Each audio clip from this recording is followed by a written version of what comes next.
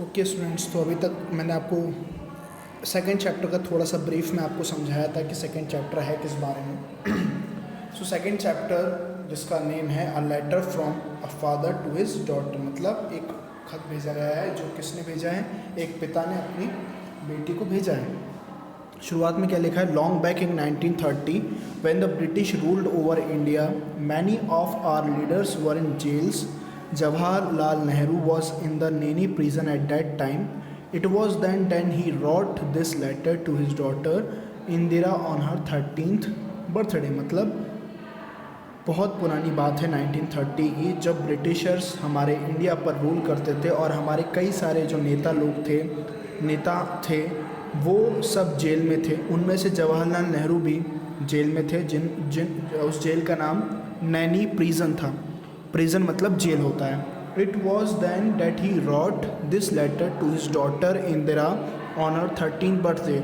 और ये तब की बात है जब उन्होंने अपना एक खत अपनी बेटी को लिखकर भेजा था उसके 13वें जन्मदिन पर। और उनकी बेटी का नाम क्या था? इंदिरा, है ना। अब आगे बढ़ते हैं अपन। आगे क्या लिखा हुआ है?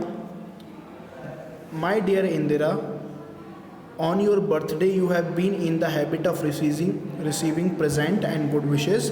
Good wishes you will still have in full measures, but what present can I send you from the nanny prison? मतलब तुम अपने बर्थडे पर तुम्हें आदत है कि तुम हर साल बहुत सारे गिफ्ट तुम्हें मिलते हैं, बहुत सारे गुड विशेस भी मिलते हैं। इस साल तुम्हें गुड विशेस तो वैसे ही मिल रहे हैं जैसे पहले मिलते थे, लेकिन मैं तुम्हें क्या गिफ्ट दे सकता हूँ, क्या तोहफ़ा दे सकता हूँ, क्योंकि मैं कहाँ पर हूँ अभी?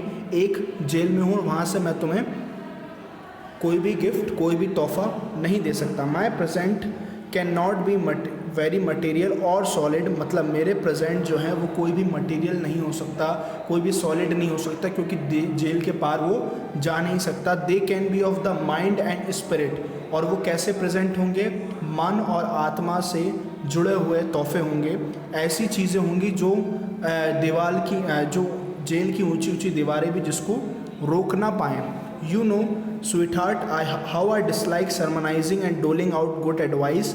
उन्होंने बताया, तुम्हें पता है मेरी बच्ची कि मैं कितना ही नापसंद करता हूँ किसी को उपदेश देने में, किसी को अच्छी सलाह देने में। I have always thought that the best way to find out what is right and what is not right, what should be done and what should not be done, is not by giving sermon but by talking and discussing about it. और उन्होंने कहा कि मुझे सरमन देना पसंद नहीं है, मुझे उपदेश देना पसंद नहीं है किसी भी चीज़ के बारे में। अगर हमें किसी चीज़ को पता करना है कि वो सही है या गलत है, क्या होना चाहिए क्या नहीं होना चाहिए, तो हम इसे उपदेश देकर नहीं कर सकते।